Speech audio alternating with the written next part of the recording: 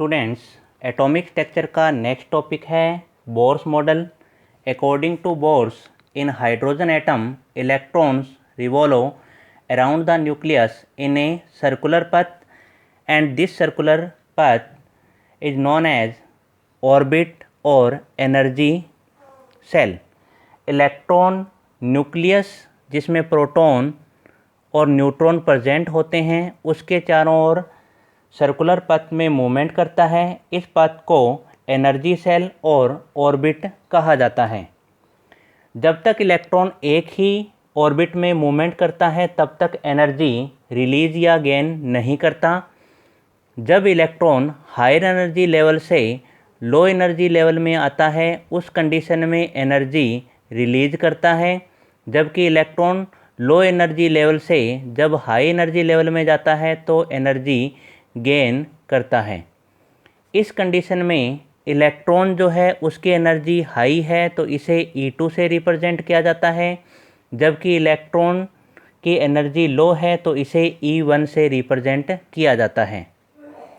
इन दोनों का डिफरेंस देखें तो डेल E इक्वल टू आता है E2 माइनस E1,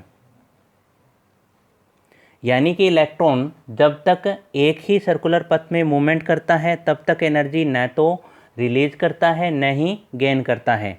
जब इलेक्ट्रॉन हायर एनर्जी लेवल से या लोअर एनर्जी लेवल से मूवमेंट करता है उसी कंडीशन में एनर्जी रिलीज या गेन होती है। सेकंड अपने बात करें तो ये एनर्जी जो रिलीज या गेन होती है ये स्मॉल पैकेट्स में होती है। इसे क्वांटा या फोटॉन्स कहा जाता है। क्वांटा या फोटॉन की जो एनर्जी है इसे h न्यू से रिप्रेजेंट किया जाता है, यानी del E equal to h nu. इसमें h जो है प्लांक कांस्टेंट है, जबकि न्यू जो है फ्रीक्वेंसी को रिप्रेजेंट करता है। थर्ड अपने बात करते हैं, इलेक्ट्रॉन जब एक ही पथ में मूवमेंट करता है तो उन्हीं सर्कुलर पथ में मूवमेंट कर सकता है जिनका एंगुलर मोमेंटम को mvr से रिप्रेजेंट किया जाता है। यहाँ पर m जो है इलेक्ट्रॉन का मास है, v वेलोसिटी जिससे इलेक्ट्रॉन मूवमेंट करता है और r जो है रेडियस को रिप्रेजेंट करता है, तो इसे एंगुलर मोमेंटम कहा जाता है। यानी इलेक्ट्रॉन उन्हीं सर्कुलर पथ में मूवमेंट करता है जिनका angular momentum mvr equal to होता है nh/2π के। यहाँ पर n जो है नंबर ऑफ सेल को रिप्रेजेंट करता है, जबकि h जो है प्लांक कांस्टेंट को रिप्रेजेंट करता है।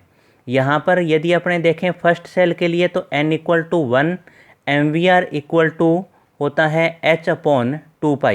यदि अपने सेकंड सेल के लिए एंगुलर मोमेंटम की बात करें तो ये आता है mvr इक्वल टू h/π। यानी जब तक इलेक्ट्रॉन जो है एक ही पथ में मूवमेंट करता है उसकी एनर्जी में कोई चेंज नहीं आता और उन्हीं पथ में इलेक्ट्रॉन मूवमेंट करता है जिनका एंगुलर मोमेंटम nh/2π के इक्वल होता है। रदरफोर्ड मॉडल के अकॉर्डिंग इलेक्ट्रॉन न्यूक्लियस के चारों ओर मूवमेंट करता है, लेकिन रदरफोर्ड जो है इलेक्ट्रॉन की एनर्जी के बारे में एक्सप्लेन नहीं कर पाया, क्योंकि इलेक्ट्रॉन पे नेगेटिव चार्ज है। यदि ये मूवमेंट करेगा तो पॉजिटिव के अट्रैक्शन फोर्स में आने के कारण इसकी स्टेबिलिटी जो है नहीं रह पाती, यानी रदरफोर्ड मॉडल जो है स्टेबिलिटी को एक्सप्लेन नहीं कर पाता। इसके अलावा यदि बोर मॉडल की अपने बात करें तो इनमें इलेक्ट्रॉन की मूवमेंट के बारे में ईजिली बताया जा सकता है, but Bohr model only single electron atom के लिए ही वेरीफाई किया जा सकता है, यानी जिनमें सिंगल इलेक्ट्रॉन यानी 1 इलेक्ट्रॉन प्रेजेंट होता है उन्हीं के लिए बोर मॉडल एक्सप्लेन किया जा सकता है। फॉर एग्जांपल हाइड्रोजन या He+, जिनमें 1 इलेक्ट्रॉन प्रेजेंट होता है। इसके अलावा जो रदरफोर्ड मॉडल है उसमें स्पेक्ट्रम लाइन जो है सिंगल लाइन को ही एक्सप्लेन करती है, जबकि अल्ट्रा माइक्रोस्कोप से देखा जाता है तो ये स्पेक्ट्रम लाइन मल्टी लाइन्स में डिवाइड हो जाती है। इसको जो है बोर मॉडल एक्सप्लेन नहीं कर पाता। यदि अपने इलेक्ट्रिक फील्ड में इस कंडीशन को देखा जाए तो ये इफ़ेक्ट स्टोरक इफ़ेक्ट कहलाता है, जबकि मैग्नेटिक फील्ड में स्पेक्ट्रम लाइन का डिवाइड होना जीमान इफ़ेक्ट कहलाता है। इन दोनों ही इफ़ेक्ट के बारे में बोर मॉडल एक्सप्लेन नहीं कर पाता है। इसके अलावा एटम से मॉलिक्यूल की फॉर्मेशन कैसे होती है, इसके बारे में भी बोर मॉडल एक्सप्लेन नहीं कर पाता।